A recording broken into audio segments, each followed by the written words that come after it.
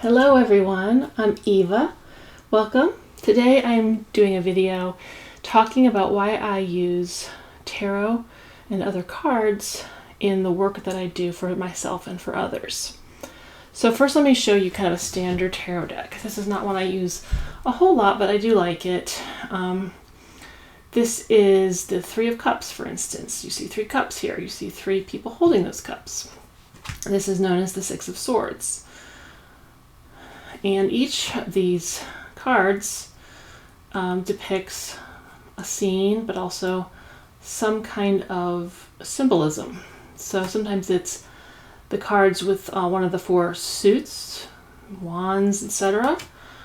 Like we've seen the cups and the discs here, or also known as coins or pentacles. Yeah, wands, swords, cups, and pentacles there.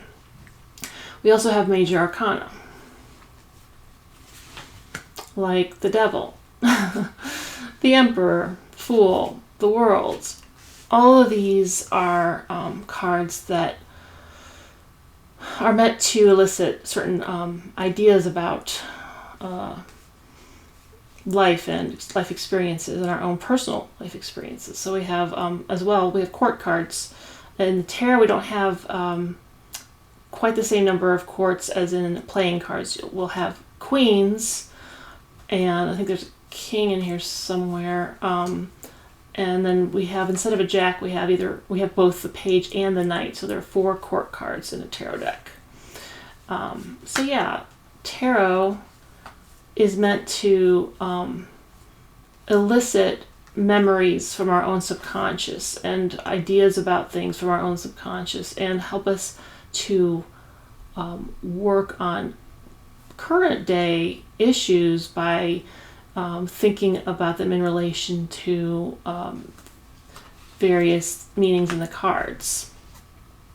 So there's many kinds of tarot cards, and I think that was really what caused me to work with them so much for my healing, is that they can depict things that are maybe a little bit more appealing to us as individuals. So I really love and respond to nature and trees and things like that. And a deck like the Wild Unknown and horses, a deck like the Wild Unknown makes use of that through its art to elicit different kinds of feelings and memories and so on. And that can be very useful when we're working on inner healing, when we're working on integrating different sides of ourselves. Creative projects too. These can be very useful in that. So for instance, you might have in your mind something when you hear the word hermit, and this card though might challenge you to think about it just a little differently. And if that came up in a reading for you, you would not just think about what the word hermit means to you, but you would also think about maybe what this particular image is telling you about that archetype, that idea, that principle, and so on. Now the word Hierophant might be new terminology, so tarot also introduces us to many things from cultures around the world and history and so on. I think the Hierophant word comes from two Greek words that were put together based on the Eleusinian mysteries, from what I know. So we have just different ways of connecting to the same ideas. And as well as tarot, there are decks like oracle decks. This is the Wisdom of the Trees oracle, if I recall correctly. And I'll try to list all the deck names down below in the description box. So a deck like this works with a particular theme, the theme of trees. And I happen to love trees, and so I love working with decks of trees. And there will be a book that comes along with this to tell us more about what these trees, where they grow. It depends on the author and the creator of the deck and the book, what they want to include in the book, but they'll include what they think is relevant both to the subject matter as well as to the meanings behind the subject matter. So each of these trees would have kind of its own meaning. I like to actually, with this particular deck, I actually cut all the borders off except for at the bottom here. And I sometimes do that, but it would look a little different if you bought it. But for this deck, I'd like to actually come up with my own meanings of the cards. For some reason, this deck just didn't quite work with me. When I read the guidebook entries, I kind of had to sit with each image and determine what it was eliciting, and then I made my own document with those ideas that I refer to when I use this deck. But it's okay if you completely go off script and just come up with brand new ideas each time you use a deck of cards. There's no reason why you have to follow any rules if you're getting better results by not following the rules. So I do a little bit of both when I read for other people. I typically work with the traditional meanings of the cards, whether it be tarot or an oracle deck or some other kind of deck. And then I will kind of go off script and say, this is making me think of this today. Does that bring up anything for you? That sort of thing. So there's decks like this that work with nature. There's also decks like this other one here. It's just a little bit more lighthearted, and that's another thing. You can find decks that appeal to your sensibilities. If something is not to your liking, you can almost always find another deck that will be. So this has a lot of the same cards in it, made with different titles. So for instance, instead of discs here or pentacles, we have what's the earthy symbol of rocks. So yeah, I like to use different kinds of decks depending on the subject and the person and what they might be sensitive to or interested in, that sort of thing. So besides nature decks, we also have decks that are a little bit more fun and lighthearted and kind of everyday modern decks. I don't have a lot to show with that. I probably have about 4 or 5 other decks I could have brought out to show like more of a modern take. And I really like that because even though we're working with archetypes, things that have been around from the dawn of man, like, the lovers and the world and so forth, we also see them depicted in modern day life. And a tarot reader helps to interpret what you're looking at in the card. It can be sometimes difficult to make sense of all the different symbols that might be there, almost like one of those hidden puzzle kinds of games where, the tarot reader gets to know what the different symbols sort of are to imply, and you might otherwise miss that. But it's also kind of fun to just discover new things each time you use a deck, not ever limit yourself in how you're seeing the images. This is the Cook's Tarot, and it deals with food and eating and restaurants and cooking and things like that. Let's see. Sometimes there are darker images that help us go into more of our fears and the shadow areas in our lives that we're kind of afraid to look at. And that's an important part of working with cards as well, is exploring the things that we're kind of uncomfortable exploring. That's how we get to healing, So sometimes images, this is 2 different decks here. This is the Crone Tarot. Tarot of the Crone. This is a different deck called the Quareia Magician's deck. And it deals with some things, some of its cards anyway, deal with some things that are just a little bit uncomfortable, like the Scapegoat, or Fate Taker, or Fairy King maybe, or Death, things like that. So we have decks that prompt our shadows and so forth, and help us explore those for our healing. Let's see, we also have decks that take us into other places and cultures, which can be very important, or connect to these places and cultures for ancestral work, or just really to open our eyes and our minds to other ways of seeing the same ideas, and learn about other cultures. So this is the Journey into Egypt Tarot, I believe. And I have decks for like the Celtic lands of the north. I have Scandinavian decks. I'm working on finding decks for the South America area of the world. There's decks for all over the world. It's really, really fun to explore the world through cards. So and to also, work with ancestral ideas there. Speaking of ancestors, we have a deck devoted just to that. I think this is called the Ancestral Spirits Oracle or Ancestor Spirits Oracle. So in a deck like this, you would, think about the place, the people, and the meanings associated with the cards.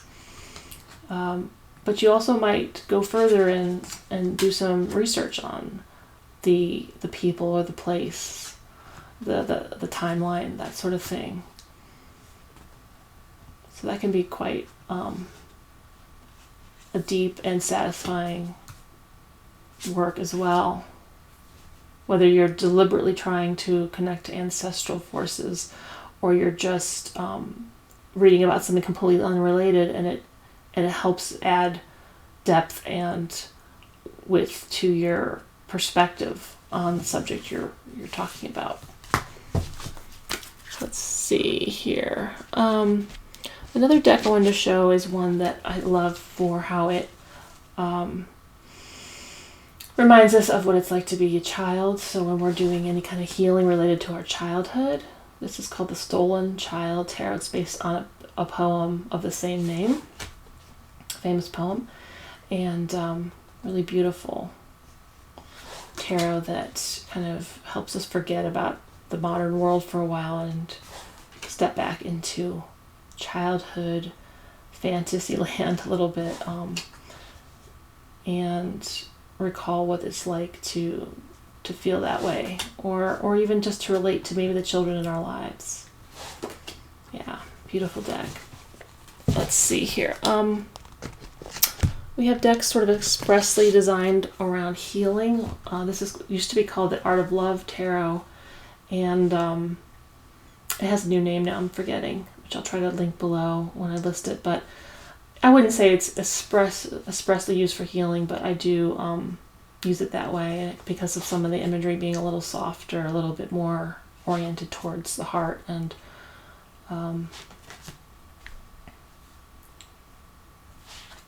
not quite as jarring, maybe, not as many depictions of warfare or swords and things like that.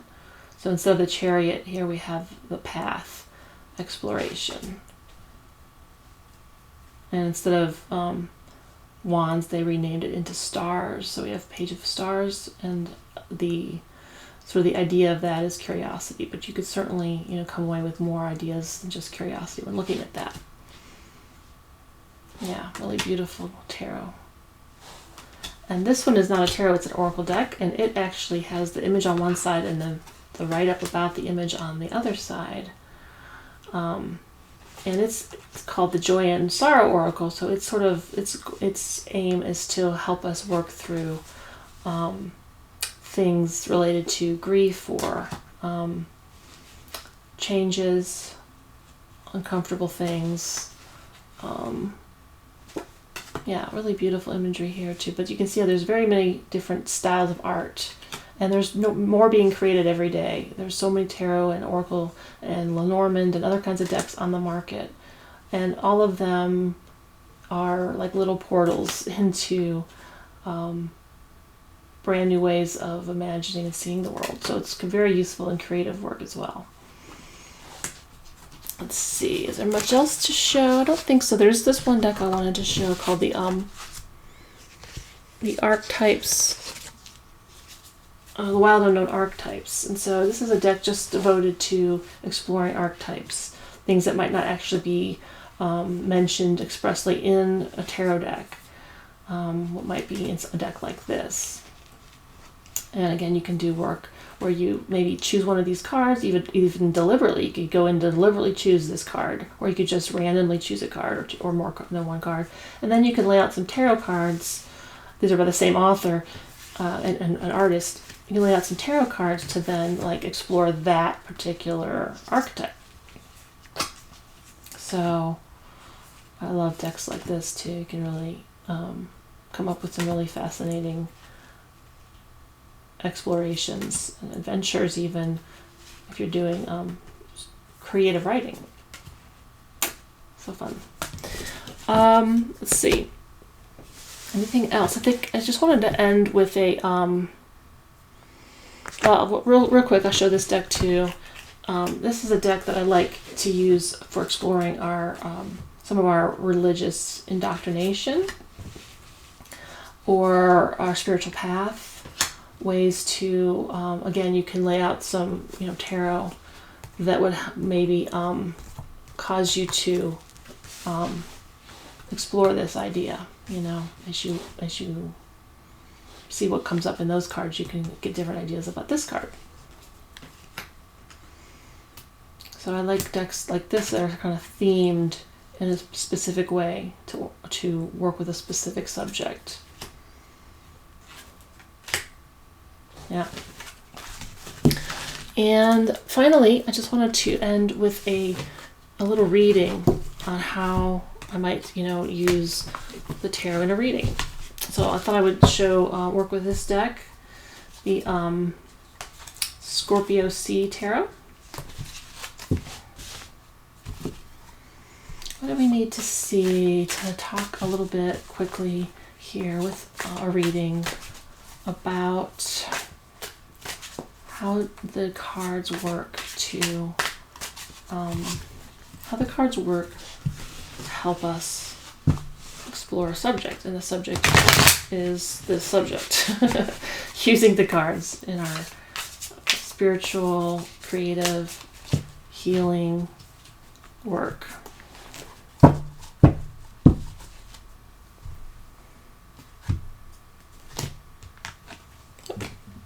Okay, what do we have? 3 cards. No particular spread, just going to talk about these 3 cards. Ooh, Chariot. We have 7 of Swords, right? And 2 of Coins. All right. So in working with cards, the Chariot card has actually been very important to me because it's a major arcana, it's number 7 in the major arcana, that deals with bringing into alignment opposing forces, usually within ourselves. Things where, how it can be where you want to make a decision or you want to go forward with something and you just can't quite get on board 100% within yourself. You're torn in different directions, and you're in deeper ways we can be really fragmented sometimes through trauma in our lives. And through just the life experiences, we can kind of end up, not wanting to almost forget certain things about our past, forget certain things about ourselves. And the Chariot is a card, ultimately of victory, ultimately of using willpower to get where you want to go to. But within that, there's the symbology of the horses that want to go in different directions, that don't want to work together. And we have that going on within ourselves. Maybe we have a shadow area of our lives that is preventing us from going forward with our dreams. It's resisting. And so the Chariot is about getting healing for that, getting those things worked through, exploring why you're resisting. And then eventually coming at the point where both horses are working in the same direction and you can get where you want to go to. So it's an important card of self-actualization. Then we have the 7 of Swords, which often depicts, someone running away with 5 swords and leaving 2 behind. This is a card that is, it's certainly interpreted as a thief card, but I interpret it usually in work like this as somebody who needs to kind of stop lying to themselves, or because the swords often deal with our thoughts and our beliefs and our communication and conflicts that arise from those things. And it has to do with being not really being authentic, or knowing that there's something that you're not quite being straight up about, or that other people aren't treating you that way. Somebody's deceiving you. So yeah, it can be a card of deception, and really having to go. For me, the 7s are often in any suit. The 7s have to do with deep inner work. So it's sort of deep inner work on your beliefs, which is a lot of what I do. And then the 2 of Coins is where you are trying to both expand and contract at the same time, or you're trying to juggle a lot of things at once. And it's about finding harmony in your everyday life, where you have maybe a lot on your plate, or you have some important obligations. And I know this particular image is hard to display it. She's here knitting, and she has a cat on her shoulder. And I think the guidebook describes it as like how she's not distracted from her knitting by the cat, but even though the cat wants her attention too, and she can give her attention to both things at once. A little bit like, being able to walk and chew gum at the same time or whatever. It's that kind of card where it's really just dealing with how everyday life needs our help sometimes in solving these little irritants that make it kind of hard to juggle everything. And the tarot certainly can help us with those everyday matters as well. I think I'm going to leave it there. I hope that kind of helps explain how tarot and other types of cards work to get us talking, get us exploring, get us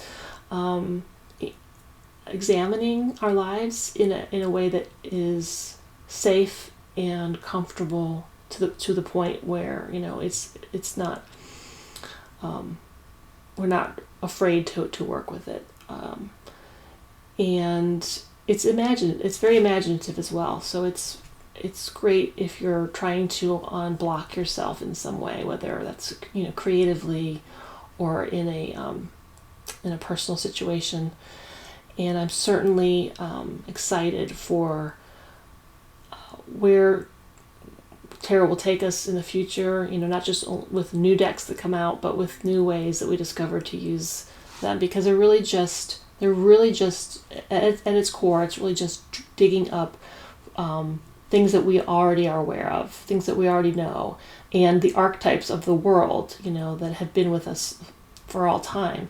I don't use tarot as fortune telling, and so I don't use it predictively. I use it more to, I'm all about staying within your own power and not giving your power away to the cards or to anyone using the cards. So you could let them suggest things to you, but always check in with yourself and your higher self to say, is that right for me? Does that sit right with me? Or do I need to reject that? You're always in control of what the cards suggest. They're not trying to manipulate your own thinking. So that's just that's really important to me to explain that. And if you have any questions or concerns, I'd love to hear them in the comments. And until next time, I wish you all the best. Take care. Bye-bye.